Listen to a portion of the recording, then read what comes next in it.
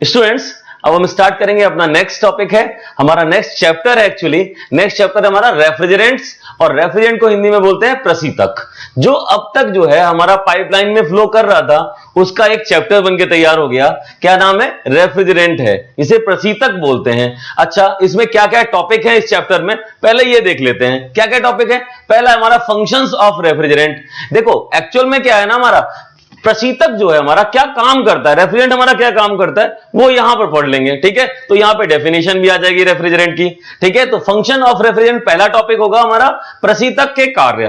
ठीक है, दूसरा टॉपिक हमारा क्लासिफिकेशन ऑफ रेफ्रिजरेंट। तो प्रशीतक के कार्य के बाद हमारा नेक्स्ट टॉपिक स्टार्ट होता है क्लासिफिकेशन ऑफ रेफ्रिजरेंट। तो रेफ्रिजरेंट का क्लासिफिकेशन करना, अरे आप तो ये समझ रहे थे कि रेफ्रिजरेंट तो रेफ्रिजरेंट होता है, उससे क्या क्लासिफिकेशन का?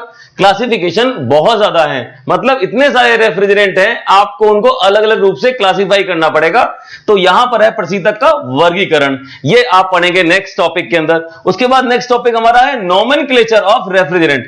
अरे रेफ्रिजरेंट का नोमेनक्लेचर कैसा होता है? नोमेनक्लेचर मतलब नामकरण होता है। ये इसे जो है हम जो है डेजिग्नेशन भी बोलते हैं। अगर हम यहां पर कुछ रेफरेंस बुक में देखें जाके, तो वहां पर यही टॉपिक हमारा डेजिग्नेशन ऑफ रेफ्रिजरेंट के नाम से है। मतलब क्या हुआ? प्रशीतक का नामकरण।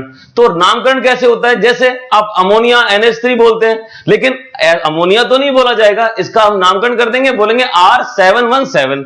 तो ये हमारा अमोनिया के लिए डेजिग्नेशन हो गया कि रेफ्रिजरेंट हमारा कौन सा इस्तेमाल कर रहे हैं, हम R717 इस्तेमाल कर रहे हैं, इसका मतलब अमोनिया इस्तेमाल कर रहे हैं। ठीक है, तो यहां पर नोमेनक्लेचर करेंगे थर्ड टॉपिक में। उसके बाद जो है हम लोग क्या करने वाले हैं, डिजायरेबल प्रॉपर्टीज ऑफ रेफ्रिजरेंट। तो रेफ्रिजरेंट की डिजायरेबल प्रॉपर्टीज, क्या क्या आवश्यक प्रॉपर्टीज है जो हमें चाहिए एक रेफ्रिजरेंट के अंदर, वो यह है इस चैप्टर में पढ़ेंगे। मतलब प्रशीतक के वांछित गुण, कौन कौन से गुण होने चाहिए, जैसे केमिकल प्रॉपर्टीज क्या होंगी, थर्मल प्रॉपर्टीज क्या होंगी, ये सब जो प्रॉपर्टीज हैं रेफ्रिजरेंट की, वो यहां पर देखेंगे। उसके अलावा फिफ्थ टॉपिक के अंदर जो है हम लोग क्या पढ़ेंगे, सिलेक्शन ऑफ रेफ्रिजरेंट, रेफ्रिजरेंट का सिलेक्शन। अच्छा, तो सेलेक्ट कैसे करेंगे? तो देखो, जहां जैसी हमारी जो है आवश्यकता है, उसी हिसाब से जो है हम क्या करेंगे, रेफ्रिजरेंट को सेलेक्ट करेंगे कि ये वाला रेफ्रिजरेंट हमारे सिस्टम में होना चाहिए। ठीक है, मतलब प्रशीतक का चयन जो है हम आवश्यकता अनुसार करेंगे। तो उसमें कौन कौन सी आवश्यकता है, किस प्रकार से हम उनको सेलेक्ट करते हैं कि किसी भी सिस्टम के लिए, वो हमारा यहां पे फिफ्थ टॉपिक में कंप्लीट होगा। अब हमारे पास कितने टॉपिक हैं इस चैप्टर में? 5 टॉपिक हैं जो हमें पढ़ने हैं। छोटा सा चैप्टर है, बढ़िया से आपको समझ में आ जाएगा। तो ये समझिए इसमें क्या क्या जो है इंपॉर्टेंट है। पहला फंक्शन हमारा बेसिक है, अभी छोटा सा हो जाएगा, इसे तो आप पढ़ेंगे ही पढ़ेंगे। बाकी क्लासिफिकेशन इज इंपॉर्टेंट, अगर आपसे एग्जाम में पूछा जाएगा तो वो पूछे जाएगा ये दोनों मिला के, what is refrigerant and classify the refrigerants. ठीक है, तो यहां पर जो है एक क्वेश्चन यहां से बन जाएगा। उसके अलावा थर्ड जो है नोमेनक्लेचर पे एक छोटा सा नोमेनक्लेचर आपसे पूछ लेंगे, इस रेफ्रिजरेंट को क्या बोलते हैं, इस तरह से छोटा छोटा क्वेश्चन जो है मिला के एक बड़ा क्वेश्चन हो जाएगा। या फिर डायरेक्टली पूछ लेंगे how to designate the refrigerants, मतलब रेफ्रिजरेंट को किस तरीके से जो है नामकरण कर सकते हैं, ये क्वेश्चन बन सकता है। डिजायरेबल प्रॉपर्टीज है, बहुत बड़ी है, शायद ना आए, लेकिन सिलेक्शन ऑफ रेफ्रिजरेंट के बारे में एक छोटा सा क्वेश्चन बन सकता है। तो कहने का मतलब है यहां पर चैप्टर नंबर जो टॉपिक नंबर 1 है, छोटा सा है, डेफिनेशन आएगी। टॉपिक नंबर 2 में ये दोनों को मिला के आपका जो है एक क्वेश्चन कंप्लीट होगा। उसके अलावा तीसरा जो चैप्टर है, तीसरा टॉपिक जो है हमारा, ये इंपॉर्टेंट है। और लास्ट वाला जो सिलेक्शन है, थोड़ा देख लीजिएगा, शायद मे बी ये पूछा जा सके, पहले भी पूछा जा चुका है। तो आपके पास 3 क्वेश्चन यहां से बन जाएंगे। वैसे छोटा चैप्टर है, पूरा वीडियो आप देखेंगे ही देखेंगे, तो आपको ये टॉपिक जो है अच्छे से कवर हो जाएंगे। ठीक है स्टूडेंट्स, तो पहला जो है टॉपिक हमारा फंक्शन ऑफ रेफ्रिजरेंट्स, ये हम जो है देखने वाले हैं, यही सबसे पहले स्टार्ट करेंगे। ठीक है स्टूडेंट, चलो स्टार्ट करते हैं।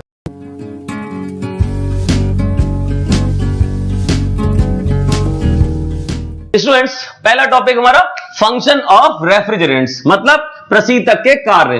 क्या क्या कार्य हो सकते हैं प्रशीतक के, वो हम जो है सबसे पहले डेफिनेशन में देखते हैं। देखिए, a refrigerant is defined as any substance, मतलब क्या हुआ, रेफ्रिजरेंट जो है वो किसी भी सब्सटेंस के रूप में डिफाइन किया जा सकता है। मतलब कोई भी सब्सटेंस हो, मतलब किसी सिस्टम में अगर वो क्या करे, देखो अब क्या बता रहे हैं आपको, दैट जो कि क्या करेगा, एब्जॉर्ब हीट थ्रू एक्सपेंशन और वेपोराइजेशन। मतलब क्या हुआ, एक्सपेंशन मतलब ये हुआ प्रसार में या फिर वेपोराइजेशन मतलब वाष्पन में, प्रसार और वाष्पन में क्या करे, हीट को एब्जॉर्ब करे। तो रेफ्रिजरेंट को हम डिफाइन कर सकते हैं किसी सब्सटेंस के रूप में जो क्या करे, एब्जॉर्ब करे हीट, किसमें, एक्सपेंशन में और वेपोराइजेशन में, मतलब वाष्पन में। तो मतलब यह हुआ कि वो सब्सटेंस जो कि हमारा हीट को एब्जॉर्ब करता है एक्सपेंशन और वेपोराइजेशन में, and lose heat through condensation in a refrigeration, जो कि मतलब क्या हो, कंडेंसेशन में या फिर रेफ्रिजरेशन में हीट को क्या करे, लूज करे, मतलब उसका निष्कासन कर दे, छोड़ दे। तो उसी को जो है हम क्या बोलेंगे, रेफ्रिजरेंट बोलेंगे। रेफ्रिजरेंट की डेफिनेशन कहती है कि भैया जो सब्सटेंस है, कोई भी सब्सटेंस है, वो अगर इवेपोरेशन में और एक्सपेंशन में या फिर वेपोराइजेशन में और जो है हमारा एक्सपेंशन के अंदर क्या करे, हीट को एब्जॉर्ब कर ले, हीट को एब्जॉर्ब कर ले, और उसके अलावा यहां बोला है लूज हीट थ्रू कंडेंसेशन। तो कंडेंसेशन मतलब संघनन में, संघनन के अंदर क्या करे, हीट को लूज कर दे। तो वही जो है रेफ्रिजरेशन के अंदर वही हमारा रेफ्रिजरेंट कहलाता है। तो ये डेफिनेशन क्लियर हो गई, वापस से समझेंगे थोड़ी देर बाद। पहले हम देख लेते हैं हिंदी के अंदर क्या है हमारा, एक प्रशीतक को किसी भी पदार्थ के रूप में परिभाषित किया जा सकता है। मतलब क्या हुआ, किसी भी प्रशीतक को आप किसी पदार्थ के रूप में परिभाषित कर सकते हैं जो क्या करे, जो विस्तार या वाष्पीकरण के माध्यम से ऊष्मा को अवशोषित करता है। अगर हम उस रेफ्रिजरेंट का विस्तार कर दें, मतलब एक्सपेंशन कर दें, या फिर जो है उसका वेपोराइजेशन कर दें, तो उस माध्यम से एनर्जी को क्या करे, एब्जॉर्ब कर ले, ठीक है। और क्या करे, एक प्रशीतन निकाय में संघनन के माध्यम से इसे निष्कासित कर दे। और प्रशीतन निकाय में मतलब रेफ्रिजरेशन सिस्टम के अंदर निकाय में क्या करे, संघनन के माध्यम से इसे निष्कासित कर दे। संघनन के माध्यम से मतलब कंडेंसेशन के माध्यम से उसे क्या कर दे, निष्कासित कर दे, मतलब रिजेक्ट कर दे। तो ये हमारा जो है रेफ्रिजरेंट कहलाएगा। तो कोई भी लिक्विड, कोई भी फ्लूइड हमारा रेफ्रिजरेंट हो सकता है अगर वो जो है वेपोराइजेशन में या एक्सपेंशन में हीट को एब्जॉर्ब करता है और कंडेंसेशन में हीट को क्या करे, रिजेक्ट कर दे एटमॉस्फेयर को उस रेफ्रिजरेशन सिस्टम के अंदर।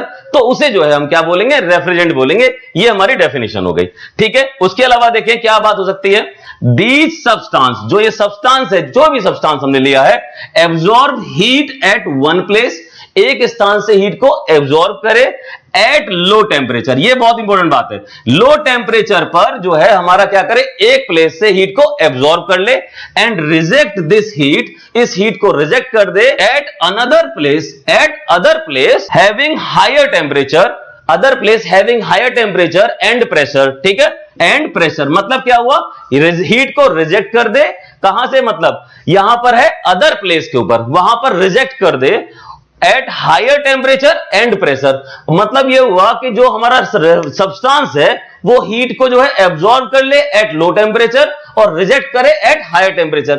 अच्छा थोड़ा समझते हैं, देखो रेफ्रिजरेशन की जरूरत हमें कब पड़ती है, जब हम हायर टेम्परेचर पे होते हैं, गर्मी में होते हैं। तो बाहर का टेम्परेचर क्या है या सराउंडिंग का टेम्परेचर क्या है, वो हायर है, और प्रेशर क्या है, वहां पे हायर है। तो हीट को जब वो रिजेक्ट करेगा तो हायर टेम्परेचर पे रिजेक्ट करेगा और हायर प्रेशर पे रिजेक्ट करेगा। तो मतलब ये हुआ कि एब्जॉर्ब करे तो लो टेम्परेचर पे, लेकिन जब रिजेक्ट करे तो हायर टेम्परेचर पे और प्रेशर के ऊपर, ठीक है। यही यहां पे बात की गई है, उसी सब्सटेंस की बात की गई है जो सब्सटेंस हम रेफ्रिजरेंट बोल रहे हैं, ठीक है। अच्छा, the rejection of heat takes place at the cost of some mechanical work. Heat का रिजेक्शन अपने आप तो होगा नहीं, क्योंकि क्लॉसियस बोल के गए हैं। अरे क्लॉसियस कौन थे, थर्मोडायनेमिक्स में एक लॉ बनाया उन्होंने, सेकेंड लॉ, उसमें क्लॉसियस ने बोला था, कहा था जब तक कि आप कोई बाहरी वर्क नहीं करेंगे तब तक हीट जो है लो टेम्परेचर से हाई टेम्परेचर की तरफ ट्रांसफर नहीं होगी। यही तो बोला था ना, हीट हमेशा हाई टेम्परेचर से लो टेम्परेचर की तरफ ट्रांसफर होती है। अगर आपको ऐसा करना है, ट्रांसफर करना है लो टेम्परेचर से हाई टेम्परेचर की तरफ, तो आपको मैकेनिकल वर्क या कोई भी वर्क करना पड़ेगा। तो वही बात यहां पर लिखी हुई है, the rejection of heat takes place at the cost of mechanical work. Mechanical work करके आप जो है हीट का रिजेक्शन कर सकते हैं किसी सब्सटेंस के अंदर, किसी सब्सटेंस के अंदर। मतलब क्या हुआ, वो सब्सटेंस क्या कहलाएगा, हमारा रेफ्रिजरेंट कहलाएगा। तो रेफ्रिजरेंट का ये वर्क है कि वो एब्जॉर्ब करे और रिजेक्ट करे हीट को, जिससे कि हमें रेफ्रिजरेशन इफेक्ट प्राप्त हो जाए, ठीक है। हिंदी में देख लेते हैं पहले।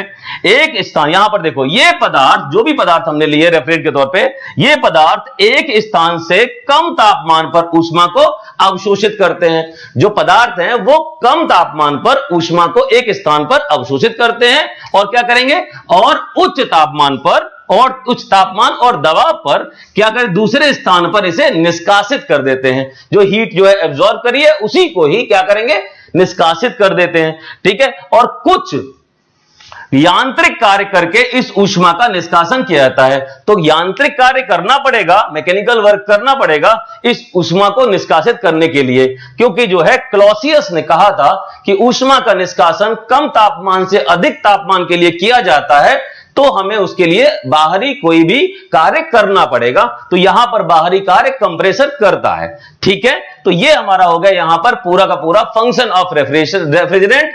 तो प्रशीतक के हमारे कार्य क्या कार्य हैं, मैंने आपको बताया, एब्जॉर्ब करना एट लो टेम्परेचर और जो है रिजेक्ट करना at higher temperature and pressure. यही हमारा जो है मेन कार्य है हमारा रेफ्रिजरेंट का। और ये जो है किसी भी पदार्थ के रूप में हो सकते हैं, चाहे वो अमोनिया हो, चाहे वो पानी हो, चाहे वो आइस हो, या फिर कोई अदर SO2 हो, या फिर जो है कोई अदर गैस आप जो भी जो है इस्तेमाल करते हैं, या फिर कोई भी जो है लिक्विड आप इस्तेमाल करते हैं, तो वो एनी सब्सटेंस हमारा जो है रेफ्रिजरेंट कहला सकता है। ठीक है, तो यहां पर जो है एग्जाम के लिए ये आपकी डेफिनेशन या डिटेल आपकी हो गई फॉर फंक्शन ऑफ रेफ्रिजरेंट के तौर पे। ठीक है स्टूडेंट, तो नेक्स्ट टॉपिक करेंगे हम लोग। नेक्स्ट टॉपिक हमारा क्लासिफिकेशन ऑफ रेफ्रिजरेंट है। तो अब जो है हम रेफ्रिजरेंट को क्या करेंगे, क्लासिफाई करेंगे। ठीक है स्टूडेंट्स,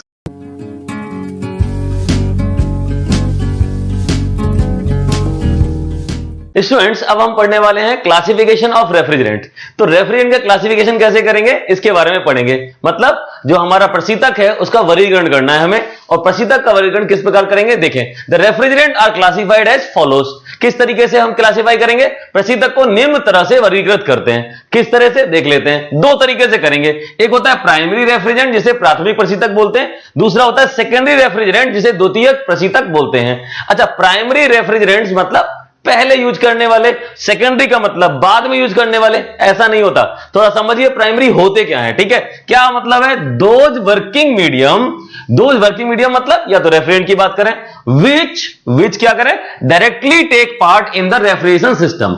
मतलब जो वर्किंग मीडियम क्या करें, डायरेक्टली जो है रेफ्रिजरेशन सिस्टम में डायरेक्टली टेक पार्ट। मतलब इसका मतलब यह हुआ कि अगर आप इन रेफ्रिजरेंट की इस्तेमाल करेंगे तो ये डायरेक्ट जो है आपको कूलिंग इफेक्ट देंगे, इनको किसी के ऊपर डिपेंडेंट नहीं रहना है। ठीक है, तो those working medium which directly take part in the refrigeration system and cool the substance by the absorption of the latent heat. इसका मतलब समझिए, and cool the substance by the absorption of the latent heat. मतलब क्या हुआ, latent heat मतलब गुप्त ऊष्मा, उसको क्या करें, एब्जॉर्प्शन लेने। मतलब यहां पे एब्जॉर्प्शन का मतलब क्या हुआ, ये क्या करें, वहां से जो है सिस्टम जो सब्सटेंस रखा हुआ है उस सब्सटेंस के अंदर से जो है उसकी गुप्त ऊष्मा वापस निकाल लें। गुप्त ऊष्मा का मतलब क्या हुआ, जो लेटेंट हीट का मतलब ये होता है, यहां पे लेटेंट हीट ऑफ वेपोराइजेशन का मतलब है, वो मतलब ये होता है कि जो उसके अंदर इंटरनल एनर्जी है उसको जो है खींच लें।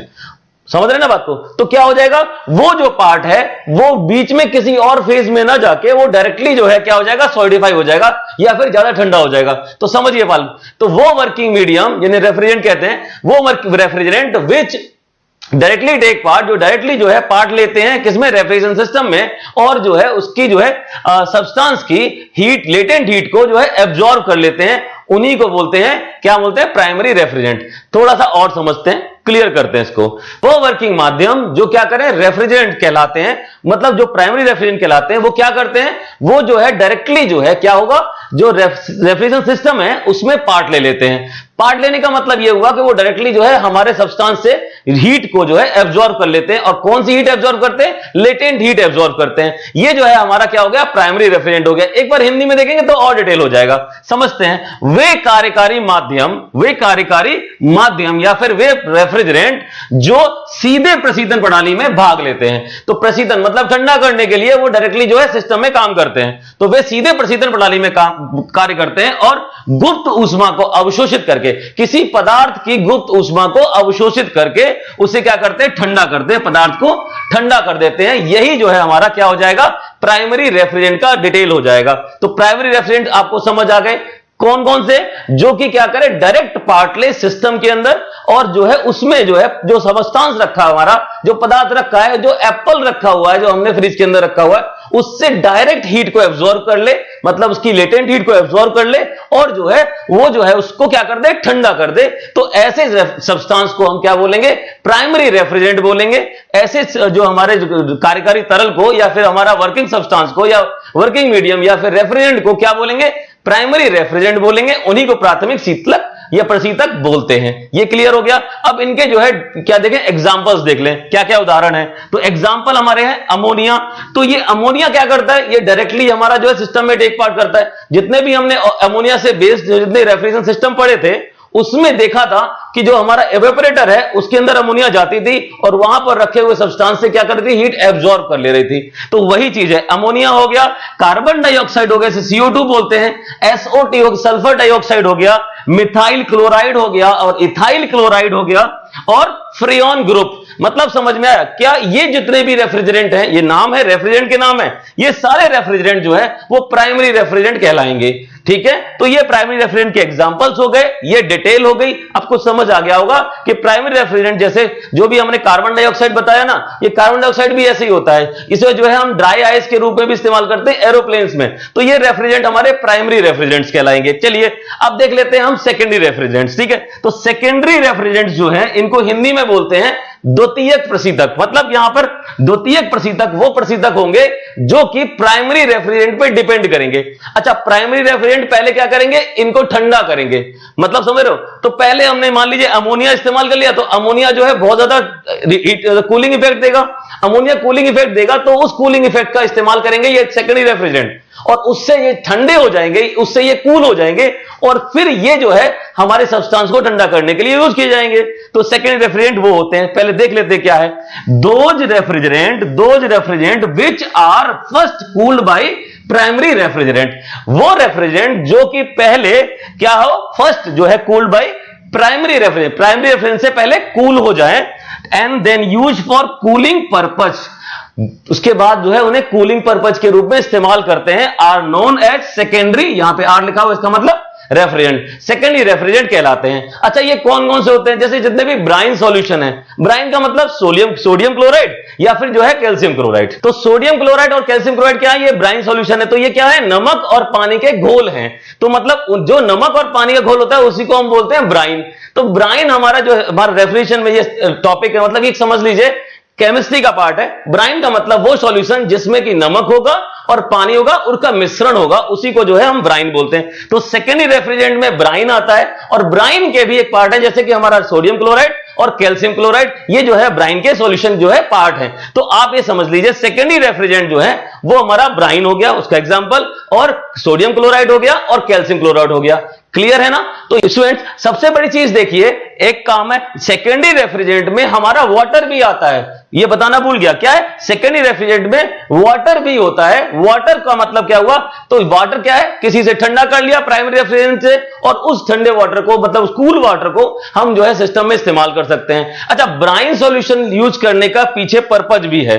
क्यों? क्योंकि ब्राइन सॉल्यूशन जो है उनका जो है क्या होता है, कूलिंग इफेक्ट जो है वो काफी बना रहता है, ज्यादा देर तक बना रहता है। या ये बोले कि लोअर टेम्परेचर पे भी ब्राइन सॉल्यूशन हमारा काम कर सकता है, इसलिए एज अ सेकेंडरी रेफ्रिजरेंट उनको हम इस्तेमाल करते हैं। ठीक है, तो पहले जो है इसको हिंदी में लिखेंगे, हिंदी में देखेंगे, इसके बाद जो है हम क्या करेंगे, प्राइमरी रेफ्रिजरेंट के आगे स्टूडेंट, इसके बाद प्राइमरी रेफ्रिजरेंट के बारे में हम उसको क्लासिफाई करेंगे, फर्दर क्लासिफाई करेंगे कि प्राइमरी रेफ्रिजरेंट और कौन कौन से होते हैं। तो 4 प्रकार के 5 प्रकार के प्राइमरी रेफ्रिजरेंट है, उनके बारे में हम पढ़ेंगे। ठीक है स्टूडेंट्स।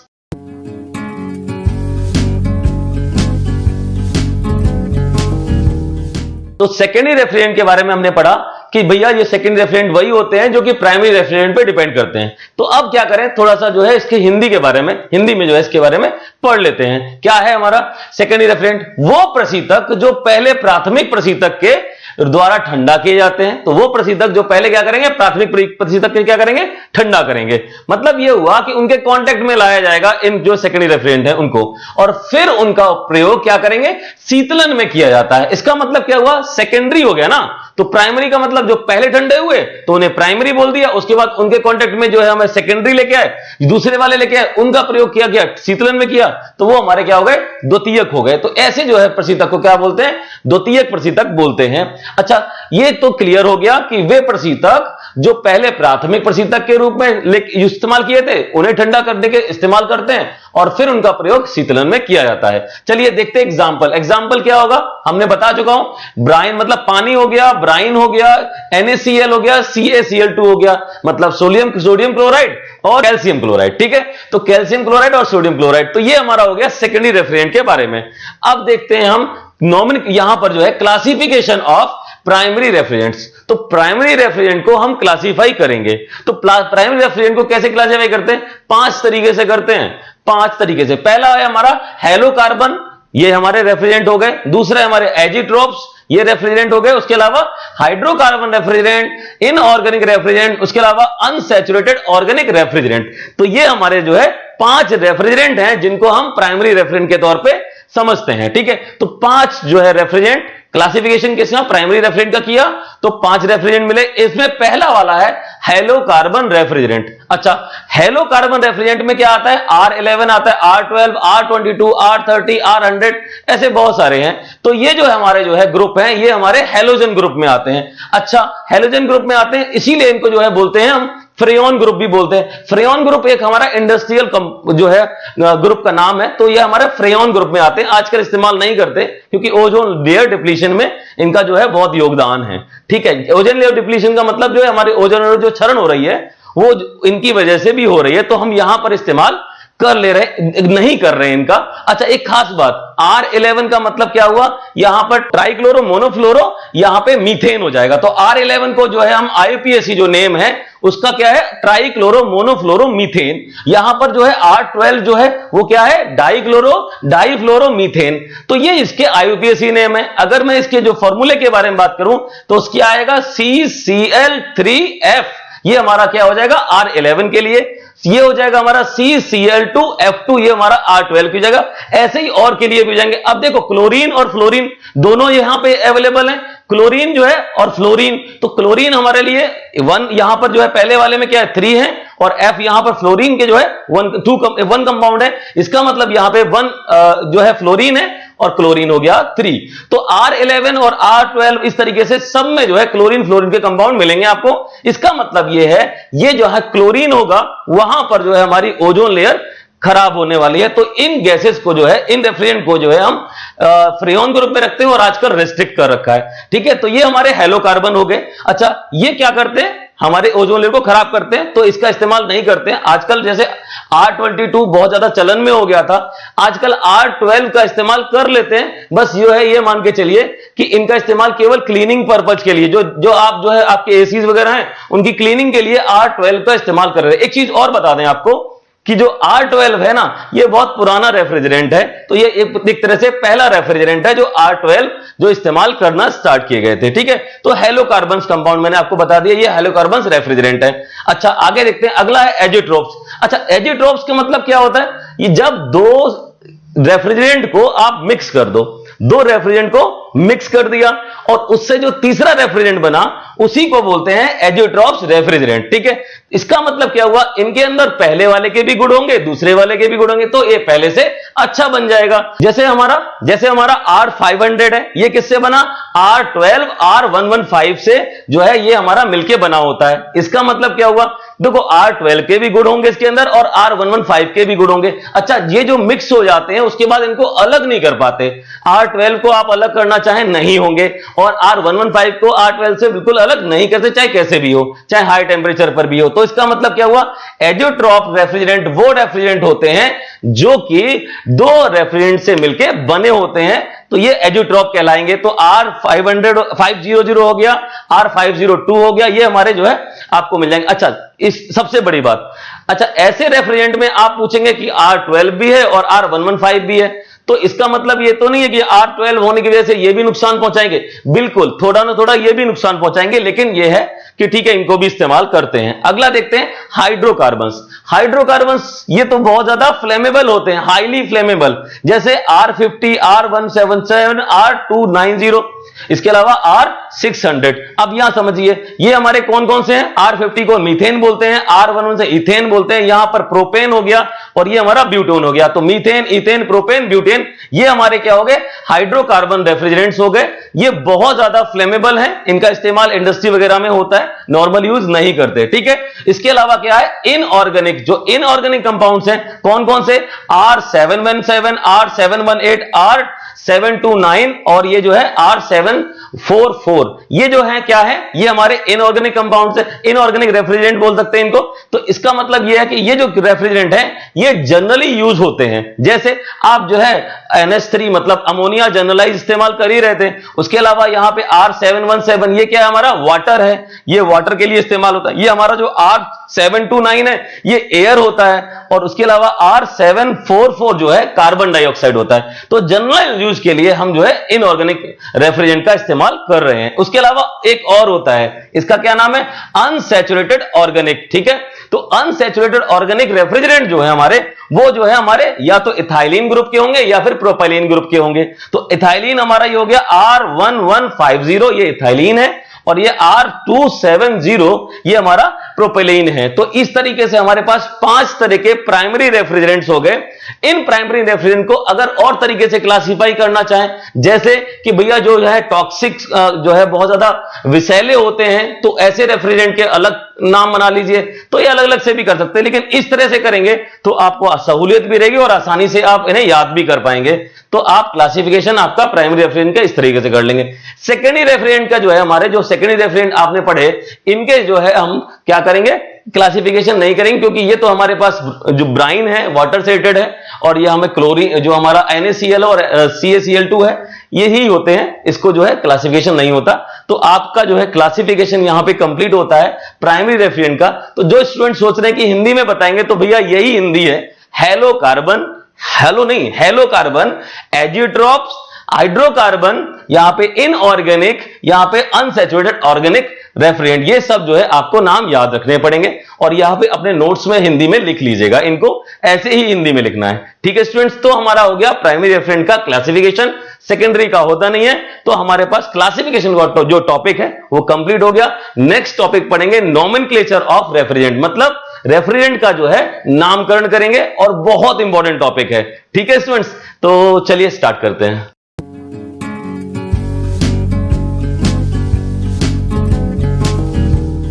तो स्टूडेंट्स अब हम क्या करेंगे, नोमेनक्लेचर ऑफ रेफ्रिजरेंट करेंगे। देखिए नोमेनक्लेचर ऑफ रेफ्रिजरेंट, या फिर जो है हिंदी में बोलेंगे प्रशीतक का नामकरण। तो नोमेनक्लेचर का को दूसरे जो तरह से हम बोलते हैं डेजिग्नेशन ऑफ रेफ्रिजरेंट। तो कई बुक्स में आपको डेजिग्नेशन ऑफ रेफ्रिजरेंट करके मिलेगा यही टॉपिक, या फिर नोमेनक्लेचर ऑफ रेफ्रिजरेंट मिलेगा। तो जो भी आपको सूट करे वो आप फॉलो करिए। तो आपका नोमेनक्लेचर ऑफ रेफ्रिजरेंट में, या फिर के प्रशीतक के नामकरण के लिए जब आपके बढ़ेंगे, तो उसमें आप देखेंगे कि the refrigerants are internationally designated as capital R। यहां पर देखिए कि जो हमारा रेफ्रिजरेंट है उसको जो है इंटरनेशनली डेजिग्नेट किया जाता है कैपिटल R से, मतलब R से व्यक्त करते हैं। तो कैपिटल R लिखा हो और आगे कुछ नंबर लिखा हो, जैसे फॉलोड बाय सर्टेन नंबर, तो आगे कुछ नंबर लिखा हो, तो आप समझ जाइए ये क्या है, हमारा एक रेफ्रिजरेंट है। जैसे कि सच एज, क्या लिखा हुआ है, R11, R12, R114, R171, ये जो है क्या है, रेफ्रिजरेंट है। कैसे पता लगा, इसके आगे कैपिटल R लिखा था और उसके आगे कुछ नंबर लिखे हुए थे। तो यही जो है हमारा यहां पर पद्धति है, यही हमारा तरीका है क्या करना, रेफ्रिजरेंट को डेजिग्नेट करने का तरीका है, ठीक है। चलिए देखते हैं हिंदी में, प्रशीतक को अंतरराष्ट्रीय स्तर पर, प्रशीतक को अंतरराष्ट्रीय स्तर पर कैपिटल R के रूप में नामित किया जाता है, ठीक है। तो कैपिटल R के रूप में नामित करेंगे, और उसके आगे उसके बाद निश्चित संख्या, जैसे जैसे R11, R12, R114, 717 इत्यादि जो है उसके आगे लगाएंगे। तो मतलब समझ रहे ना, आर लिखा, कैपिटल आर लिखा, उसके आगे डैश लगाया और कुछ नंबर लिखे हुए हैं, वही जो है रेफ्रिजरेंट को इंगित करता है। यह बात यहां पर समझ में आ गई होगी। अच्छा, तो यह कहीं कहीं लिखा होता है R11, मतलब दो ही संख्याएं हैं, कहीं लिखा होता है R114, यहां तीन संख्याएं आ गई। तो इनका मतलब क्या होता है वो चलो देख लेते हैं। सबसे पहले क्या करेंगे, देखेंगे the refrigerant followed by 2 digit number. मतलब क्या हुआ, अगर कोई रेफ्रिजरेंट है उस पे R लिखा हुआ है, उसके आगे 2 डिजिट नंबर लिखा हुआ है, 2 डिजिट हैं, 2 संख्याएं हैं, तो इंडिकेट करता है, क्या करता है, that A refrigerant is derived from methane base. इसका मतलब है वो बता रहा है कि ये जो रेफ्रिजरेंट है हमारा वो मीथेन बेस का है। ठीक है, तो मतलब ये हुआ अगर कोई रेफ्रिजरेंट हमारा मीथेन बेस का होगा तो हम क्या बोलेंगे, तो उसको कैसे दिखाई देगा, वो जो है आर के आगे 2 संख्याएं लिखी होंगी। जैसे R11 ये हमारा लिखा हुआ है, इसका मतलब ये मीथेन बेस का है। R12 ये भी हमारा मीथेन बेस का है। तो यहां पर क्या है, जहां पर 2 डिजिट मिलेंगे वहां पर मीथेन बेस का ही हमारा रेफ्रिजरेंट होगा। जैसे कि R12 को बोलते हैं डाइफ्लोरोमीथेन, तो ये जो है मीथेन बेस के हो गए। तो यहां पर सीधा सीधा बताया कि अगर रेफ्रिजरेंट जो है मीथेन बेस का होगा तो उसके आगे 2 डिजिट नंबर लिखा होगा। तो वही चीज बता दी, इंडिकेट कर दिया। उसके अलावा while 3 digit number represent ethane base, इसका मतलब क्या हुआ, अगर 3 डिजिट लिखे हुए हैं तो हो सकता है उसको हम जो है इथेन बेस का बनाओ। जैसे R114 क्या है, यहां पे R114 है डाइक्लोरो टेट्राफ्लोरो इथेन। इथेन का मतलब यहां पे 3 डिजिट है ना, 114, ये 3 डिजिट क्या बता रहे हैं यहां पे, ये हमारा किसका है, इथेन बेस का है। तो इथेन बेस में जो है हमारी क्या होती है, 3 डिजिट होती हैं। आर के बाद 3 डिजिट का हो तो हम ये समझ सकते हैं कि ये हमारा इथेन ग्रुप का हो सकता है। ठीक है, तो यहां पर स्टूडेंट्स हम देख लेते हैं एक बार हिंदी में, क्या है हमारा रेफ्रिजरेंट के बाद अगर 2 अंक की संख्या हो तो ये क्या इंगित करती है, ये इंगित करती है कि रेफ्रिजरेंट जो है वो मीथेन बेस का होगा। ठीक है, तो रेफ्रिजरेंट क्या होगा, मीथेन बेस का होगा। और अगर जो है हमारा यहां पर 3 अंकों की कोई संख्या हो आर के बाद तो हम ये कह सकते हैं इस संख्या इथेन बेस का प्रतिनिधित्व करती है। तो ये 3 अंकों की संख्या इथेन बेस को प्रदर्शित करेगी, उसका प्रतिनिधित्व करेगी। ठीक है स्टूडेंट्स, तो स्टूडेंट्स अब हम देखेंगे कुछ और नियम। पहला नियम हमने देखा कि अगर 2 डिजिट हैं तो इसका मतलब है वो हमारा क्या हो जाएगा, मीथेन बेस का हो जाएगा।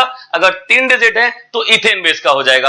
अब देखते हैं कुछ और क्या है यहां पर, the number assigned to hydrocarbon and halocarbon. तो हेलोकार्बन और हाइड्रोकार्बन, जो हेलोकार्बन है और हाइड्रोकार्बन है उनके रेफ्रिजरेंट के लिए आपको स्पेशल मीनिंग देनी पड़ेगी। अब ये स्पेशल मीनिंग क्या है, यहां पर बताना चाहूंगा, यहां पर आर लिखा हुआ है, आर के बाद यहां पे 3 डिजिट है। तो आपने देखा था 3 डिजिट क्या है, वो तो हमारा क्या रिप्रेजेंट कर रहा था, इथेन बेस को। लेकिन अगर हम हाइड्रोकार्बन और हेलोकार्बन के बारे में जाएं तो कुछ जो है हमारे वो इस मेथड के थ्रू भी जो है देखे जा सकते हैं। जैसे लास्ट का जो डिजिट यहां पे बोले कि राइट वाला जो प्लेस है उस प्लेस पर यहां पर नंबर ऑफ फ्लोरीन एटम के बारे में लिखा जाता है। तो यहां पर अगर कुछ लिखा हो तो नंबर ऑफ फ्लोरीन एटम्स, उसके बाद नंबर ऑफ हाइड्रोजन एटम्स +1, मतलब समझ रहे हैं, यहां पर राइट साइड में उसमें लिखा होगा नंबर ऑफ फ्लोरीन एटम कितने हैं। ठीक है, उसके बाद जो है राइट साइड के दूसरे नंबर पे जो अगर लिखा होगा तो वहां पर लिखा होगा number of number of hydrogen, और यहां पर हाइड्रोजन एटम जितने भी होंगे उससे 1 जोड़ दीजिए, उतना लिखा होगा। उसके बाद नंबर ऑफ कार्बन एटम के बारे में लिखा होगा और उस नंबर कितने भी कार्बन एटम होंगे उसमें से 1 माइनस कर दीजिए। तो यहां पर जो है ये बन जाता है Rm-1 n+1 और Q क्या है, यहां पर नंबर ऑफ फ्लोरीन एटम है, यहां पर n क्या है, नंबर ऑफ हाइड्रोजन एटम है, और यहां पर m क्या है, नंबर ऑफ कार्बन एटम है। तो अगर यहां पर ऐसा कुछ दिखे कि यहां पर R के बाद 3 डिजिट आए और वो कुछ इसको फॉलो करें तो हम जो है आसानी से बता सकते हैं कि ये हमारे ये क्या है, हाइड्रोकार्बन है या फिर हेलोकार्बन है। जैसे मीथेन वगैरह के बारे में बात कर सकते हैं, इथेन के बारे में। तो देखते हैं पहले, फॉर एग्जांपल यहां लिखा हुआ है R114, तो R114 लिखा है, ये मीथेन बेस इथेन बेस का तो है। यहां पर C2Cl2F4 है, ये कैसे बना, यही से तो आया। देखते हैं आगे चल के। तो general chemical formula for the refrigerant, तो रेफ्रिजरेंट का जनरल केमिकल फॉर्मूला क्या है, प्रशीतक का जो सामान्य रासायनिक सूत्र क्या है, वो सामान्य सूत्र है हमारा CmHnClP और यहां पर FQ। तो यहां पर कार्बन दिया हुआ है, उसके बेस में M बना हुआ है, हाइड्रोजन बना हुआ है, इसके बेस में N बना हुआ है, Cl के बेस में हमारा P बना हुआ है और F के बेस में यहां पर Q बना हुआ है, ये फ्लोरीन है। ठीक है, तो ये जो है हमारे पास यहां पर m क्या पता कर रहा है, number of carbon atom, carbon से परमाणुओं की संख्या बता रहा है। n क्या बता रहा है, नंबर ऑफ हाइड्रोजन के एटम्स, उसके अलावा हाइड्रोजन परमाणु की संख्या बता रहा है स्मॉल n। स्मॉल p क्या बता रहा है, नंबर ऑफ क्लोरीन एटम के बारे में बता रहा है, क्लोरीन एटम की संख्या की बता रहा है। क्यों क्या है यहां पर, नंबर ऑफ फ्लोरीन एटम्स, यहां पर फ्लोरीन के जो परमाणु है उनकी संख्या बता रहा है। तो यहां पर ये जो है इसको डिपेंड कर रहा है। तो मतलब जितने भी हैं, अगर मुझे कोई R114 लिख के दे दे तो हम उससे जो है क्या रासायनिक सूत्र प्राप्त कर सकते हैं, बिल्कुल पता प्राप्त कर सकते हैं। तो कैसे, अच्छा एक तो ये हो गया हमारा रासायनिक सूत्र प्राप्त करने का। एक और होता है यहां पर जो है, इसमें देखें n plus P plus Q करेंगे, अगर n plus P plus Q करेंगे वो बराबर होगा 2m प्लस 2 के।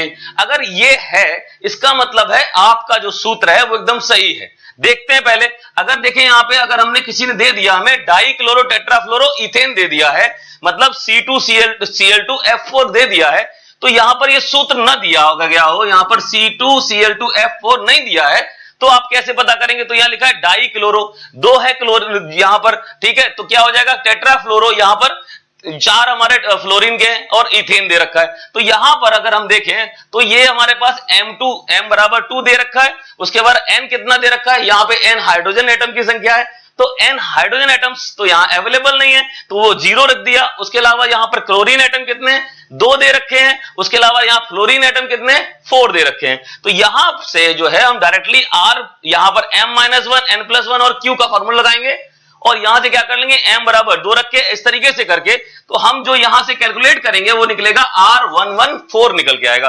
तो हम जो है डायरेक्टली किसी जो भी सूत्र है, जो भी हमारा IUPAC नेम है, उससे जो है हम जो है रेफ्रिजरेंट का जो है हम डेजिग्नेशन कर सकते हैं। यही जो है हमारा नोमेनक्लेचर है किसी भी जो है हमारे जो है केमिकल फॉर्मूला का, या केमिकल कोई भी हमारा जो गैस है या फिर कोई भी चीज है उसका जो हम क्या बना सकते हैं, रासायनिक सूत्र बना सकते हैं, और उससे जो है हम क्या निकाल सकते हैं, उससे हम रेफ्रिजरेंट का जो है नामकरण या फिर नोमेनक्लेचर कर सकते हैं। ठीक है, तो ये तो हमारा पूरा प्रोसीजर हो गया, कैसे कैसे करेंगे एक बार हल्के से रिकैप करें। देखें, अगर हमारे पास कोई हाइड्रोकार्बन है या हेलोकार्बन है, तो हाइड्रोकार्बन हेलोकार्बन के लिए अगर हम कोई जो है यहां पर नामकरण करते हैं या फिर नोमेनक्लेचर करते हैं किसी रेफ्रिजरेंट का, तो हम क्या करेंगे, 3 प्लेसेस हमें पास होते हैं। पहला हमारा यहां पे अगर राइट साइड से देखें तो यहां पर फ्लोरीन एटम की संख्या बताई गई है, वो लिखी होगी। दूसरी जगह पे हाइड्रोजन जो एटम्स हैं उनकी संख्या लिखी होगी, +1 लिखा होगा, मतलब एक जोड़ के लिखा होता है। यहां पर जो है कार्बन की संख्या लिखी होगी, -1 लिखा होगा। अगर कहीं पर कार्बन की संख्या 1 पाई जाती है तो वो यहां पे माइनस होके 1 हो जाएगा, तो यहां 0 हो जाएगा, उसे नहीं लिखेंगे, तो केवल हमारे पास R यहां पर 2 संख्याएं मिल जाएंगी। इस तरीके से जो है हम नामकरण कर सकते हैं। अगर यहां पे कार्बन की संख्या 2 लिखी हुई है तो 2 में से 1 घट जाएगा तो 1 बचेगा। तो जैसा कि आप यहां पर देख रहे हैं, यहां पर जो है हमारे पास कार्बन की संख्या 2 है, तो इसमें से -1 किया तो यहां पर 1 बचा। तो ये जहां हमारे पास 1, यहां पे 4 दिया हुआ है, इसका मतलब फ्लोरीन एटम की संख्या रखी है। यहां 1 लिखा हुआ है, इसका मतलब हाइड्रोजन 0 है, और यहां पर जो है 1 लिखा हुआ है, इसका मतलब यहां पर कार्बन 2 होंगे, तो 1 माइनस हो गया तो 1 बचा। तो इस तरीके से हमारे पास ये पूरा का पूरा जो है समीकरण आ जाता है। यहां से आप जो है डायरेक्टली जो है नोमेनक्लेचर कर सकते हैं। ठीक है, रासायनिक सूत्र के बारे में बात करें तो ये हमारा रासायनिक सूत्र है, क्या है, CmHnCl और Q4। तो ये हमारे पास पूरा रासायनिक सूत्र है, इससे जो है आसानी से पता कर सकते हैं। क्या पता कर सकते हैं कि भैया सब कुछ बैलेंस है कि नहीं है, तो n plus p plus q करेंगे बराबर 2m प्लस 2 के बराबर अगर निकल आता है तो हमारा सब कुछ ठीक है। तो ये हमारे पास हो गया, यहां सारा कुछ बता दिया। इसके अलावा अगर हमारे पास कोई भी जैसे हमारे पास यहां लिया हुआ है डाइक्लोरो टेट्राफ्लोरो इथेन दिया हुआ है, तो इससे हम डायरेक्टली जो है यहां पर निकाल लिया, R114 निकाल लिया। ठीक है, ये तो क्लियर हो गया। एक और अमोनिया वाले जो है, याद है ना आपको, एक ग्रुप बताया था जिसमें हमने एयर लिखा था, वाटर लिखा था और CO2 लिखा हुआ था, तो वहां पे वो अगर निकालने तब क्या करेंगे, तो देखो उसके लिए स्पेशल है, आप क्या करिए 700 कर दीजिए, 700 प्लस जो है उनका जो है अणुभार लिख दीजिए। NH3 के लिए, अमोनिया के लिए हमारा क्या होता है, 17 होता है, तो उसमें क्या करेंगे 17 जोड़ देंगे, तो क्या हो जाएगा 717 बन जाएगा। यही हमारा जो है क्या बनेगा, R लगा दीजिए यहां पे, R717, यही जो है हमारा अमोनिया का जो है क्या हो जाएगा, जो है रेफ्रिजरेंट का नाम हो जाएगा। तो यही हमारा डेजिग्नेशन होता है। तो ये सारा याद कर लीजिए, और साथ में अगर आप लिखना चाहें तो ये भी लिख सकते हैं कि अमोनिया के लिए जब भी हम करेंगे तो वहां पर जो है अमोनिया जो ग्रुप है उस ग्रुप में करेंगे, तो हमारे यहां पे क्या हो जाएगा 700 प्लस जो है उसका अणुभार आ जाएगा, वो हम ऐड कर देंगे, तो हमारा जो आएगा उसमें R 717 कर दिया, ऐसे ही हमारा वाटर के लिए हो जाएगा, ऐसे ही हमारा एयर के लिए हो जाएगा, ऐसे ही हमारा CO2 के लिए हो जाएगा। ठीक है स्टूडेंट्स, तो ये रहा हमारा क्या है, नोमेनक्लेचर ऑफ रेफ्रिजरेंट। ठीक है, एक बार अच्छे से दोबारा से देख लीजिएगा, जिससे कि एग्जाम में अगर कोई डायरेक्ट क्वेश्चन पूछे तो आप उसे फाइंड आउट कर सके। एक छोटा सा न्यूमेरिकल आ सकता है, कोई जो है हमें कोई भी हमारे गैस वगैरह दे दी गई है, तो वहां पर उसको क्या करेंगे आप, जैसे R12 के लिए ज्यादातर पूछा जा रहा है आजकल एग्जाम में, तो आप जो है उसको R12 निकालने के लिए आपको पूरा का पूरा कैलकुलेशन करना पड़ेगा। कुछ इस तरह से कैलकुलेशन होगा, आप आसानी से निकाल सकते हैं। ठीक है स्टूडेंट्स,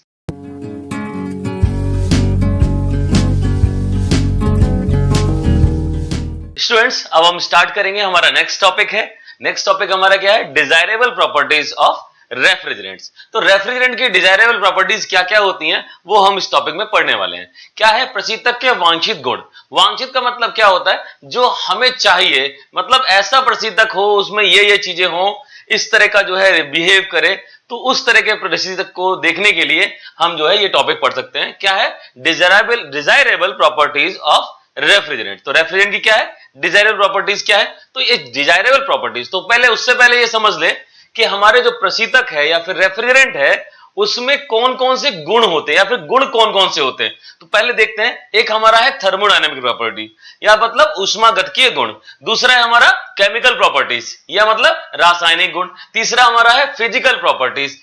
फिजिकल प्रॉपर्टीज को हिंदी में बोलते हैं भौतिक गुण। उसके अलावा कुछ और भी ऐसे गुण होते हैं जो हमारे डिजायरेबल हैं लेकिन उनको किसी कैटेगरी में नहीं रख सकते, तो उन्हें बोलेंगे अदर प्रॉपर्टीज या फिर अन्य गुण। ठीक है, तो ये हमारे पास करीब जो है 4 प्रकार के जो प्रॉपर्टीज हैं जिनको जो है हम अलग अलग सेगमेंट में पढ़ने वाले हैं।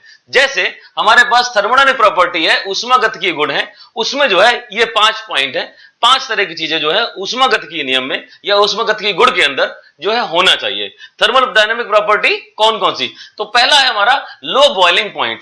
तो ये लो बॉइलिंग पॉइंट का मतलब क्या हुआ, मतलब ये हुआ हमारा जो रेफ्रिजरेंट है उसका जो बॉइलिंग पॉइंट है वो कम से कम होना चाहिए। जैसे R12 होता है, तो R12 का जो बॉइलिंग पॉइंट होता है -29.8, तो ये क्या हुआ, बहुत कम हो गया, तो ऐसा बॉइलिंग पॉइंट हमें चाहिए। या फिर R22 का देखें तो -40.8 के समथिंग होता है, तो ये हम कह सकते हैं कि लो बॉइलिंग पॉइंट का जो रेफ्रिजरेंट होता है वो हमारा अच्छा होता है। हिंदी में बोले निम्न क्वथनांक बिंदु, किसी भी जो हमारा रेफ्रिजरेंट है, कोई भी रेफ्रिजरेंट है, उसका जो क्वथनांक बिंदु होता है वो कम से कम हो। तो मतलब ये हुआ लो बॉइलिंग टेम्परेचर या फिर निम्न जो है क्वथनांक टेम्परेचर हमारा या फिर ताप हमारा किसी भी रेफ्रिजरेंट के लिए हमारे लिए आवश्यक है। तो ये हमारा निम्न से निम्न होना चाहिए। अच्छा, जैसे हम लोग बात करें अमोनिया के बारे में, तो अमोनिया का जो है बॉइलिंग टेम्परेचर कितना है, तो लो बॉइलिंग टेम्परेचर तो ठीक है, अमोनिया का लो बॉइलिंग टेम्परेचर कितना, -33 डिग्री सेल्सियस। तो अमोनिया का -33 हो गया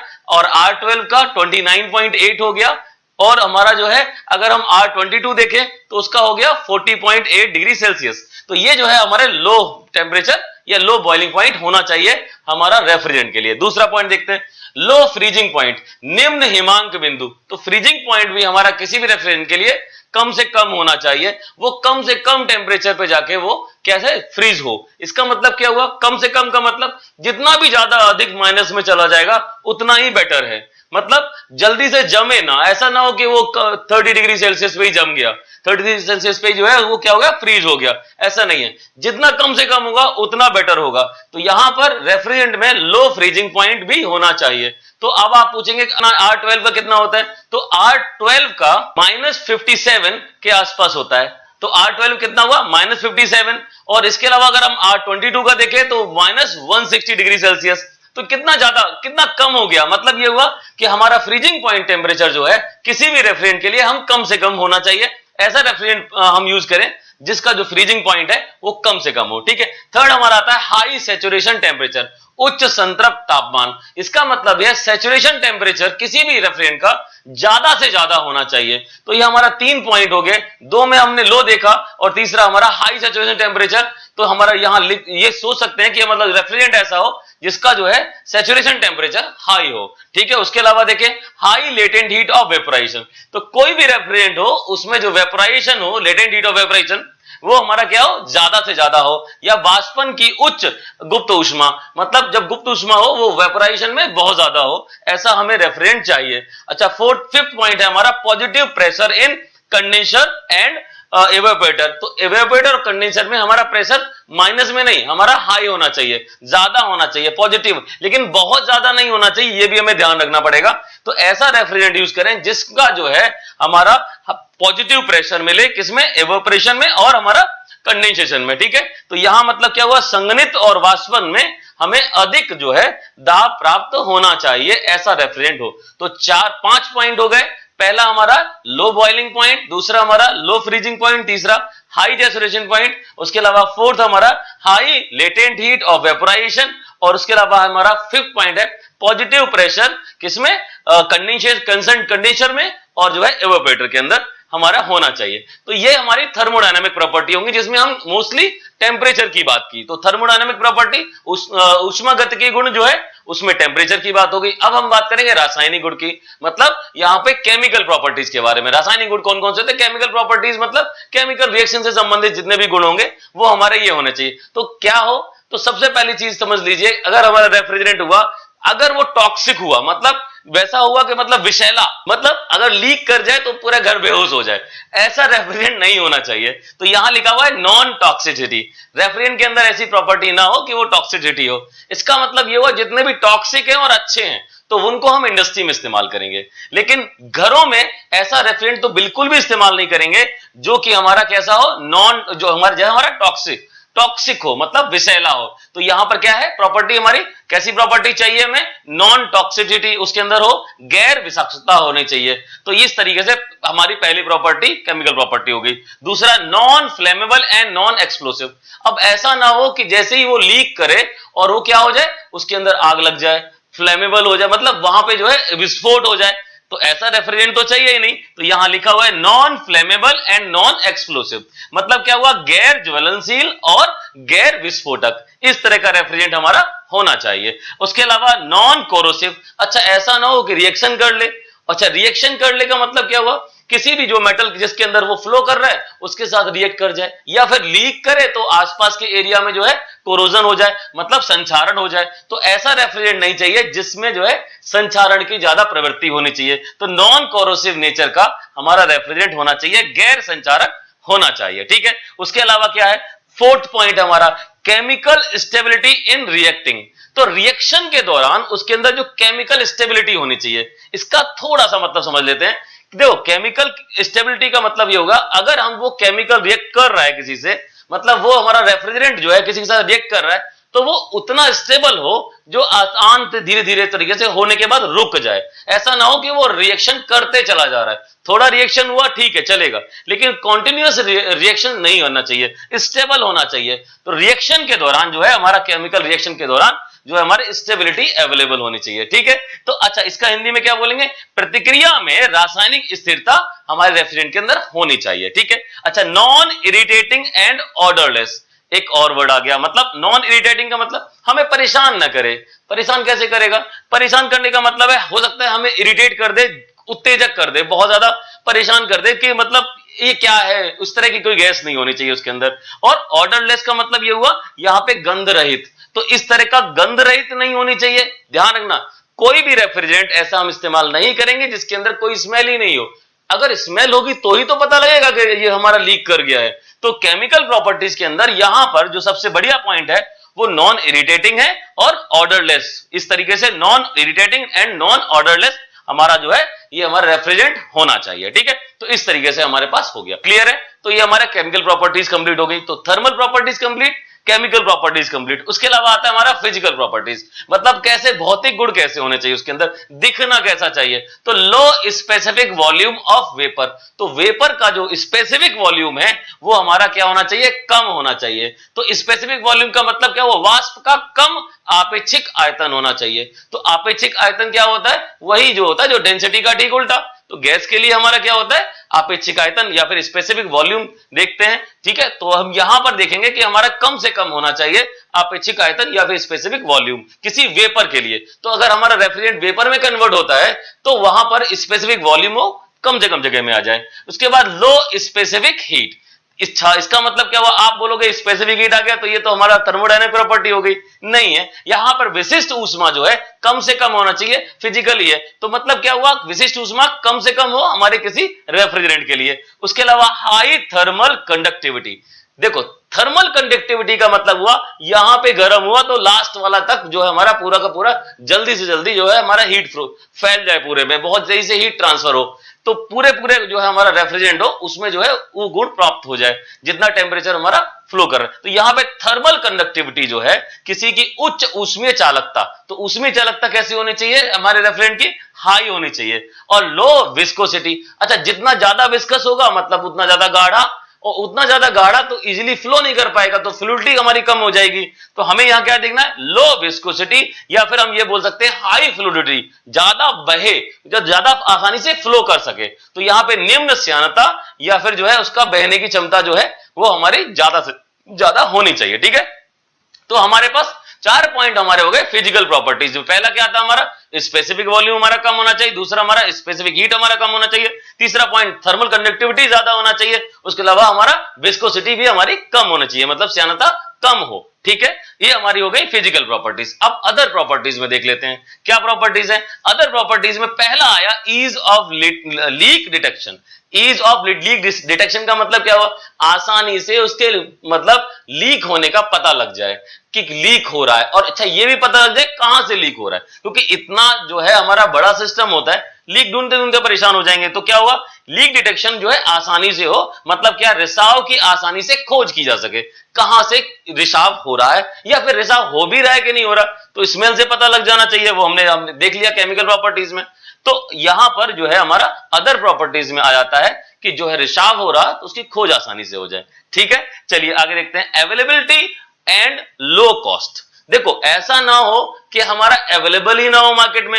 अब हम मार्केट में गए तो ठीक है, एक काम करो रेफ्रिजरेंट लेके आओ, हमारे एसी के अंदर डालना है, तो क्या करेंगे आपने कहा हमें वो R134A जो है हमें रेफ्रिजरेंट चाहिए, जो कि हमारे एसी में यूज होता है, आजकल तो ये यूज हो रहा है R134, ये इस्तेमाल हो रहा है, आगे ए भी है, तो ये इस्तेमाल हो रहा है। तो हम क्या करें, मार्केट में गए आसानी से मिल जाएगा क्योंकि यही चल रहा है, ठीक है। लेकिन अगर किसी ने बोल दिया एक काम करो R11 ले आओ, तो मुश्किल से मिलेगा, या फिर किसी ने बोल दिया और कोई रेफ्रिजरेंट के बारे में, तो ऐसा ना हो कि अवेलेबल ना हो। तो अवेलेबिलिटी अच्छी होनी चाहिए और लो कॉस्ट होनी चाहिए, सस्ता से सस्ता होना चाहिए। अब जो ज्यादा जो है सेल हो रहा है, ज्यादा मार्केट में चल रहा है, तो उसकी कॉस्ट भी कम आ जाएगी। तो यहां पर उपलब्धता जो है हमारी रेफ्रिजरेंट की अच्छी होनी चाहिए और कीमत भी उसकी कम होनी चाहिए, क्लियर है ना। अगला पॉइंट देखते हैं, हाई सीओपी। अच्छा ये किसको नहीं चाहिए, जितनी ज्यादा सीओपी होगी ना तो रेफ्रिजरेंट जो है हमारा उतना ही अच्छा है, इसका मतलब उच्च निष्पादन गुणांक वाला रेफ्रिजरेंट हमें चाहिए, क्योंकि जितना ज्यादा सीओपी उतना ही ज्यादा रेफ्रिजरेशन इफेक्ट, उतना ही ज्यादा हमारा कंफर्ट, मतलब समझ रहे ना। तो इस तरह का रेफ्रिजरेंट हमें मिले जिसकी सीओपी ज्यादा होनी चाहिए, ठीक है। अगला है हमारा लो पावर कंजप्शन पर टीआर। इसका मतलब क्या हुआ, 1 टन ऑफ रेफ्रिजरेशन में कम से कम जो है ऊर्जा की जो है खपत होनी चाहिए, मतलब लो पावर कंजप्शन होना चाहिए। मतलब किसी भी रेफ्रिजरेंट को हम ऐसा इस्तेमाल करेंगे, ऐसे रेफ्रिजरेंट को इस्तेमाल करेंगे जिसमें पावर कंजप्शन जो है कम से कम हो। ऐसा ना हो कि हमारा बिजली का बिल बहुत ज्यादा आ गया, क्यों, क्योंकि अगर हम जो है ऐसा रेफ्रिजरेंट लेंगे जिसमें पावर कंजप्शन अधिक होता है पर टन ऑफ रेफ्रिजरेशन में, पर टन ऑफ रेफ्रिजरेशन में, तो क्या होगा हमारा, वहां पर जो है पावर कंजप्शन ज्यादा होने की वजह से लाइट का बिल ज्यादा आएगा, या जिससे भी चल रहा है उसमें ज्यादा कंज्यूम होगा, ठीक है। तो कैसा होना चाहिए, लो पावर कंजप्शन पर टन ऑफ रेफ्रिजरेशन होना चाहिए, ठीक है। हिंदी में देखें, 1 टन प्रति टन में कम शक्ति की खपत होनी चाहिए। तो 1 टन रेफ्रिजरेशन जो भी हमारा 1 टन प्रति टन में कम जो है शक्ति की खपत होनी चाहिए। तो 1 टन ऑफ रेफ्रिजरेशन में लो पावर कंजप्शन होना चाहिए। तो इस तरह से हमारे पास चारों तरह के हमारे क्या हो गए, जो हमारे डिजायरेबल प्रॉपर्टीज हो गई। तो देखो डिजायरेबल प्रॉपर्टीज सीधे सीधे हम समझ लेते हैं जल्दी से, कि पहला हमारा थर्मोडायनामिक प्रॉपर्टीज मतलब उष्मागतिकीय गुण, दूसरा हमारा केमिकल प्रॉपर्टीज रासायनिक गुण, तीसरा हमारा फिजिकल प्रॉपर्टीज भौतिक गुण, और चौथा हमारा अदर गुण मतलब अदर प्रॉपर्टीज, ठीक है। तो यह जो अन्य गुण होते हैं वो, तो ये हम जो है सभी को एग्जाम में लिखेंगे, और अगर चाहें तो आप इनके पॉइंट्स भी बना सकते हैं, थोड़ा थोड़ा उसके बारे में लिख सकते हैं, लेकिन ये आवश्यक नहीं है। आप अगर इतना ही लिखेंगे तो एग्जाम में आपको पूरे मार्क्स मिल जाएंगे, क्योंकि ये सारी प्रॉपर्टीज जो है बहुत ज्यादा है, ये सारी आप याद कर लीजिए। ठीक है स्टूडेंट्स, तो नेक्स्ट टॉपिक हमारा स्टार्ट होगा सिलेक्शन ऑफ रेफ्रिजरेंट, जो कि इंपॉर्टेंट भी है। ठीक है स्टूडेंट्स,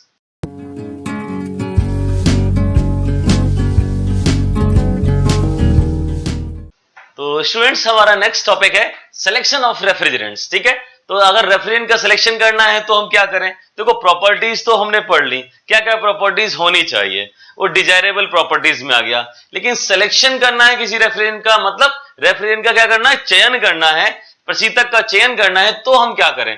देखो बहुत सारी प्रॉपर्टीज हैं, सारी प्रॉपर्टी तो एक रेफ्रिजरेंट में मिलने वाली नहीं है। तो अब इतनी सारी प्रॉपर्टीज में से कुछ ऐसी प्रॉपर्टीज होंगी जिनका हम जो है, जिनको हम देखें और उसको अपने जो है प्लांट, जो भी हमने रेफ्रिजरेटिंग प्लांट लगाया या सिस्टम लगाया हुआ है, उस सिस्टम में जो फिट बैठे वही हमारा रेफ्रिजरेंट हमारे लायक होगा, तो उसका हम चयन कर लेंगे। तो कुछ पॉइंट ऐसे होते हैं जिनको हमें चाहिए ही चाहिए होता है, मतलब वो पॉइंट अगर हम देखें तो उन पॉइंट के बेसिस पे हम सेलेक्ट कर सकते हैं कि रेफ्रिजरेंट हमारा जो है कौन सा वाला रेफ्रिजरेंट हमें सूट करेगा। ठीक है, हमें अच्छा रहेगा, हमारे लिए डिजायरेबल है। तो यहां पर देखो सिलेक्शन ऑफ रेफ्रिजरेंट, तो किस बेसिस पे सिलेक्शन करा जाता है? कुछ बिंदु है, कुछ पॉइंट है, कुछ प्रॉपर्टीज हैं जिनको हम जो है जरूर से जरूर हम रेफ्रिजरेंट के अंदर चाहेंगे, उन्हीं के आधार पर हम सेलेक्ट कर लेंगे। तो एक बार देख लीजिए हमने क्या लिखा हुआ है, इट इज नॉट पॉसिबल, यह पॉसिबल नहीं है, टू रेफ्रिजरेंट, किसी रेफ्रिजरेंट के लिए, have all properties in a single refrigerant, मतलब ये पॉसिबल नहीं है किसी सिंगल रेफ्रिजरेंट में जो है सभी प्रॉपर्टीज हो। तो किसी रेफ्रिजरेंट में सभी प्रॉपर्टीज होना आवश्यक नहीं है, या फिर पॉसिबल भी नहीं है कि सब कुछ प्रॉपर्टीज जो है उसके अंदर हो। जैसे थर्मल प्रॉपर्टीज या थर्मोडायनेमिक प्रॉपर्टीज से बोलते हैं, या केमिकल प्रॉपर्टीज, फिजिकल प्रॉपर्टीज या अदर प्रॉपर्टीज, ऐसा नहीं है सारी की सारी प्रॉपर्टीज किसी रेफ्रिजरेंट के अंदर होंगी। तो क्या करें उसके लिए? तो देखो हम क्या करेंगे, so we can select the refrigerant on the basis of following point. तो हम क्या करेंगे, रेफ्रिजरेंट को निम्न बिंदुओं के आधार पर सेलेक्ट करेंगे। कौन कौन से पॉइंट है ये हम पढ़ेंगे, पहले हिंदी में देख लेते हैं। यह संभव नहीं है कि किसी एक प्रशीतक में सभी गुण विद्यमान हो, यह संभव नहीं है किसी एक रेफ्रिजरेंट में या एक प्रशीतक के अंदर सभी गुण विद्यमान हो, सारे गुण होना आवश्यक नहीं है। अतः बिंदुओं के आधार पर, निम्न बिंदुओं के आधार पर प्रशीतक का चयन करते हैं। अतः निम्न बिंदुओं के आधार पर हम ये चयन करेंगे, निम्न बिंदुओं के आधार पर हम ये चयन करेंगे कि ये हमारा रेफ्रिजरेंट जो है, कौन सा रेफ्रिजरेंट हमारे लिए जो है सूटेबल रहेगा।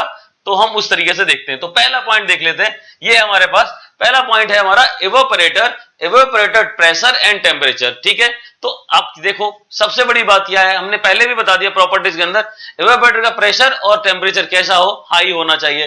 तो वाष्पक दाब और तापक्रम जो है हमारे रेफ्रिजरेंट का कैसा हो, हाई। तो इस बेसिस पे भी जो है हम इसका चयन करेंगे कि कौन सा रेफ्रिजरेंट का जो है ये ज्यादा है, तो वही हम चूज कर लेंगे। उसके अलावा देख लेते हैं दूसरा point, limit of working pressure. तो वर्किंग प्रेशर का जो है लिमिट कितना है, तो बहुत ज्यादा प्रेशर आएगा तो रेफ्रिजरेंट हमें बहुत ज्यादा प्रेशर आएगा तो हमें रेफ्रिजरेंट उस तरह का चाहिए, और कंप्रेशन बहुत ज्यादा होना पड़ेगा।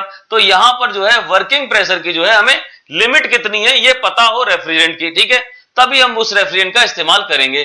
थर्ड पॉइंट आता है हमारा अवेलेबिलिटी ऑफ रेफ्रिजरेंट। तो रेफ्रिजरेंट जो है हमारा अवेलेबल हो मार्केट में, उसका चयन करेंगे, बिल्कुल सही है। उसके अलावा जो है प्रशीतक का उपलब्धता, मतलब उपलब्ध कितना है, हमारे जो प्रशीतक है रेफ्रिजरेंट है वो कितना अवेलेबल है, वो चीज बात की गई। फोर्थ पॉइंट हमारा कॉस्ट ऑफ रेफ्रिजरेंट। तो रेफ्रिजरेंट की लागत भी तो कम होनी चाहिए, तो कॉस्ट भी देखेंगे। तो ये हमारे 4 पॉइंट हुए, इवेपोरेटर का प्रेशर और टेम्परेचर ये भी देखेंगे हम रेफ्रिजरेंट के अंदर। उसके अलावा देखेंगे वर्किंग लिमिट कितनी है हमारे प्रेशर की, वो चीज हमारे लिए इंपॉर्टेंट हो जाएगी। थर्ड पॉइंट अवेलेबिलिटी होना चाहिए, और जो है कॉस्ट भी हमारी कम हो, ऐसा रेफ्रिजरेंट हम चूज करेंगे। तो 4 पॉइंट हमारे इधर हो गए। उसके अलावा देखेंगे, अगर हम देखें बॉइलिंग पॉइंट हो हमारा और क्रिटिकल टेम्परेचर, ये रेफ्रिजरेंट का बॉइलिंग पॉइंट और क्रिटिकल टेम्परेचर कितना है, उस आधार पर भी हम सिलेक्शन चयन कर सकते हैं किसी रेफ्रिजरेंट का। ठीक है, तो उसके अलावा कोरोसिव प्रॉपर्टी, मतलब ये हमारा ये संचारण कितना करता है, संचारण करता है कि नहीं करता, नहीं करेगा बहुत अच्छा है, करेगा तो प्रॉब्लम है, कितना करेगा ये भी देखेंगे। तो ऐसा करके हम जो है इस प्रॉपर्टीज को भी जो है यहाँ पे सोचेंगे कि हमारा प्रॉपर्टी जो है रेफ्रिजरेंट के अंदर कैसी हो, तो यहां से हम चयन कर सकते हैं। 7 पॉइंट डिटेक्शन ऑफ लीक। मैंने बताया था आपको कि डिटेक्शन करना मतलब लीक जो हो रहा है, रेफ्रिजरेंट अगर कहीं से रिसाव हो रहा है उसका, तो उसको डिटेक्ट करना भी आसान होना चाहिए। ऐसा है लिटमस पेपर के बाद माध्यम से या और भी माध्यम से हम डिटेक्शन कर सकते हैं। लेकिन ऐसा रेफरेंट ले लिया जिसका डिटेक्शन ही बहुत मुश्किल हो, तो ऐसे रेफरेंट से हमें प्रॉब्लम होगी। तो हम यहां पर देखेंगे रेफरेंट जो हमने लिया है या फिर जो चयन कर रहे हैं उसके अंदर लीक का डिटेक्शन आसान होना चाहिए। ठीक है, 8 पॉइंट, सेफ्टी कंसीडरेशन, सुरक्षात्मक दृष्टि से हमारा रेफरेंट कैसा है। ये जो भी हम रेफरेंट चयन करेंगे उसकी जो सुरक्षात्मक दृष्टि से उसको देखेंगे कि वो हमारा जो है सेफ होना चाहिए, ये आवश्यक है। उसके अलावा 9th पॉइंट है साइज ऑफ प्लांट। अच्छा, ऐसा हो सकता है कि हमारे प्लांट का साइज बहुत बड़ा और जो रेफ्रिजरेंट ले रहे हैं वो बड़े प्लांट साइज के प्लांट के लिए वो सूटेबल ना हो, तो हो सकता है। लेकिन तो क्या करेंगे, हमें ऐसा रेफ्रिजरेंट चुनना है जो हमारे प्लांट के साइज के हिसाब से उपयुक्त हो, मतलब प्लांट का जो आकार हो उसके आधार पर भी हम रेफ्रिजरेंट का चयन करेंगे। उसके अलावा 10th पॉइंट है हमारा मिक्सिंग विद ऑयल। तेल के साथ वो मिश्रित हो जाता है कि नहीं हो जाता, लुब्रिकेटिंग ऑयल के साथ वो मिक्स होता है कि नहीं होता। मतलब जो भी हमारा जो तेल है, जो भी हमारा यहां पर लुब्रिकेटिंग ऑयल है, तो उसके साथ अगर उसका मिश्रण हो जाता है तो वो आसानी से जो है फ्लो कर जाएगा। नहीं तो क्या करेंगे, रेफ्रिजरेटिंग इफेक्ट में फर्क पड़ जाएगा अगर उसकी पाउंडिंग के ऊपर हमारा लुब्रिकेंट रह गया तो यहां पर ये भी इंपॉर्टेंट है, हम देखेंगे रेफ्रिजरेंट हमारा जो है ऑयल के साथ कैसा व्यवहार करता है। क्लियर है। उसके अलावा 11 पॉइंट हमारा है फ्लेमेबिलिटी एंड एक्सप्लोसिवनेस। मतलब क्या हुआ, फ्लेमेबिलिटी का मतलब वही हुआ जो है ज्वलनशीलता क्या है, और उसकी एक्सप्लोसिवनेस क्या है, मतलब विस्फोटकता क्या है। तो ज्वलनशीलता और विस्फोटकता उस रेफ्रिजरेंट की कैसी है, तो उस आधार पर भी हम जो है रेफ्रिजरेंट का चयन करते हैं। तो करीब ये सारे पॉइंट हैं, ये बताते हैं कि हम जो है रेफ्रिजरेंट को किस तरीके से चयन करें। ठीक है, तो स्टूडेंट्स हमारे पास ये सारा का सारा जो टॉपिक है, ये पॉइंट है, सारा का सारा इस चैप्टर में कंप्लीट हो चुका है। तो अब जो है आपको क्या करना है, लाइक शेयर सब्सक्राइब करें। नहीं पता लग रहा हमें कौन सा वीडियो बनाएं, तो जब तक कि लाइक नहीं करेंगे तो हमें कैसे पता रहेगा। और शेयर जरूर करते रहे, अपने उन दोस्तों तक पहुंचाएं जिनको इसकी जरूरत है। नहीं है दोस्त आपके तो और लोगों तक पहुंचा सकते हैं ना। तो स्टूडेंट्स ये काम आप करिए, मेहनत हमारा काम है। हम आप तक वो कंटेंट पहुंचाएंगे जिसको आसानी से समझा जा सके, और हम जिस तरह समझाते एक ही वीडियो देखेंगे तो पूरा का पूरा आपका चैप्टर कंप्लीट हो रहा है। इससे अच्छा कहां मिलेगा। ठीक है स्टूडेंट्स, तो तैयार रहिए ये पूरा का पूरा वीडियो देखने के लिए भी, और उसके अलावा आगे के वीडियोस कौन से टॉपिक पे बनाएं, कौन सा चैप्टर पे बनाएं या कौन सब्जेक्ट पे बनाएं, हमें नहीं पता लग रहा। लाइक जरूर करते रहें। ठीक है स्टूडेंट, थैंक यू ये पूरा चैप्टर देखने के लिए, और जल्दी से नया वीडियो के साथ मिलेंगे हम आपके साथ। धन्यवाद। डाउनलोड करें APH इंजीनियरिंग एकेडमी ऐप और पाएं बेस्ट कोचिंग।